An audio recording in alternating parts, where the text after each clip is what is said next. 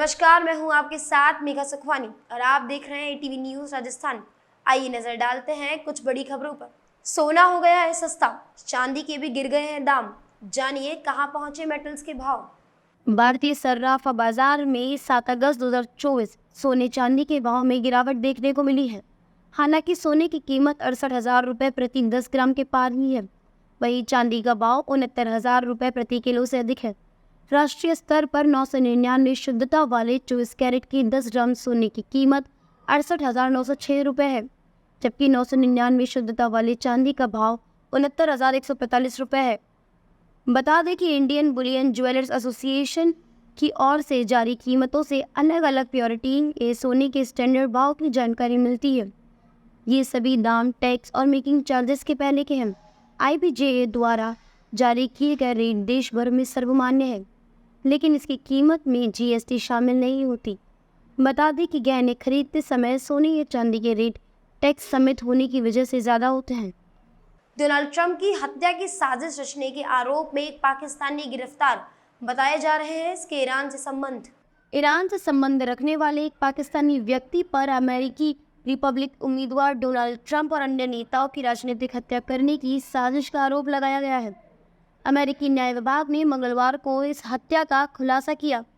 FBI निदेशक Christopher रे ने इस योजना को ईरानी रणनीति द्वारा एक खतरनाक हत्या की साजिश बताया।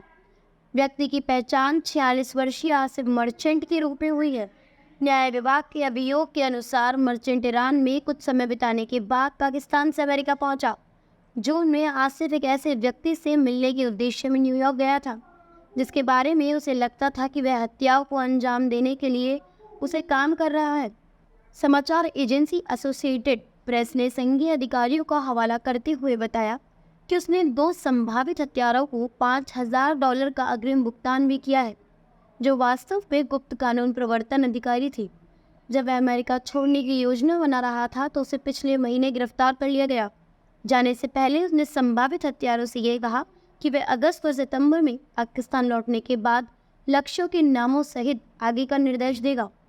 इजराइल जिसे कहता था चलता फिरता जिंदा लाश, हमास ने उसे ही बना लिया है अपना चीफ। जानिए सिनवार की कुंडली। हमास ने मंगलवार को अपना नया मुखिया चुन लिया है। याह्या इब्राहिम हसन सिनवार को हमास चीफ की जिम्मेदारी दी गई है। 31 जुलाई को तेहरान में इस्माइल हानिया की हत्या कर दी गई थी। 61 वर्षीय याह्या सिनवार का संघर्ष लंबा इतिहास रहा है। उन्होंने अपनी जवानी की आधी जिंदगी जेल में गुजारी है। वह इजराइल के जेल में 23 साल तक रह चुका है। हानिया की मौत के बाद वो हमास का सबसे शक्तिशाली नेता है। साल 1962 में दक्षिणी गाजा के खान यूनिस शरणार्थी शिविर में जन्मे याह्या सिनवार हमास के साथ साल 1987 से ही जुड़ा है। इसी साल इजराइल ने उसे गिरफ्तार करते हुए उम्र कैद की सजा सुनाई थी। उस पर 2 इजरायली सैनिकों की हत्या और 4 फिलिस्तीनियों के अपहरण का आरोप लगाया गया था। वह इजराइल के जेल में करीब 23 साल तक रह चुका है। बीते साल 7 अक्टूबर को हमास के 1000 लड़ाकों ने इजराइल के अंदर घुसकर 1200 लोगों को मार डाला था। वहीं 250 से ज़्यादा लोगों को बंधक बनाकर अपने साथ गाजा पट्टी लेकर आ गए थे। इसके बाद इजराइल ने सैन्य अभियान शुरू कर दिया, जो अब तक जारी है। याह्या की नियुक्ति की घोषणा हमास ने की है और कहा कि सिनवार को आंदोलन की राजनीतिक ब्यूरो का प्रमुख बनाया गया है। वह इस्माइल हानिया की जगह तैनात होगा। हमास की 50 सदस्य शूरा परिषद ने सिनवार की नियुक्ति किया है। यह शूरा परिषद 4 भागों में डिवाइडेड है। इसमें गाजा पट्टी, वेस्ट बैंक, प्रवासी फिलिस्तीन और इजराइल के जेलों में बंद हमास के चरमपंथी शामिल होते हैं।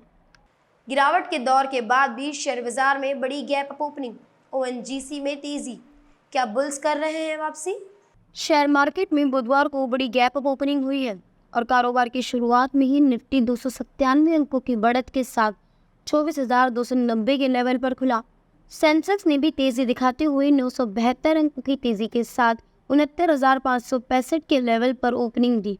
शुक्रवार के ट्रेंडिंग सेशन से चल रही बाजार की कमजोरी के बीच आज कारोबार की शुरुआत में ही बुल्स दम दिख रहा है। हालांकि ऊंचे लेवल पर प्रॉफिट बुकिंग आने का अंदेशा मार्केट में तब तक बना रहेगा जब तक कि निवेशकों को बाजार के मौजूदा लेवल पर कॉन्फिडेंस न आ जाए।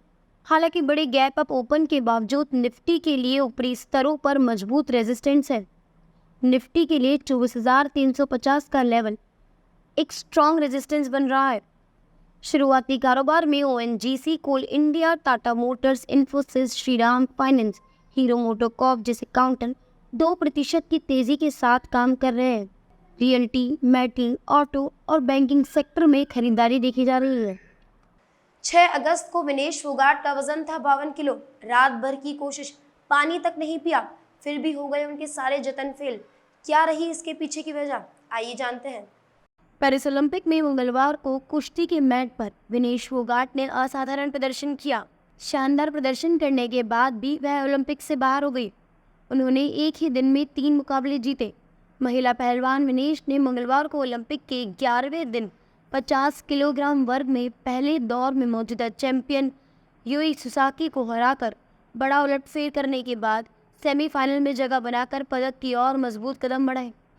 विनेश ने महिला कुश्ती में सुसाकी को हराकर बड़ा उलटफेर करने के बाद यूक्रेन की ओक्साना रिवाज को पछाड़कर सेमीफाइनल में प्रवेश किया।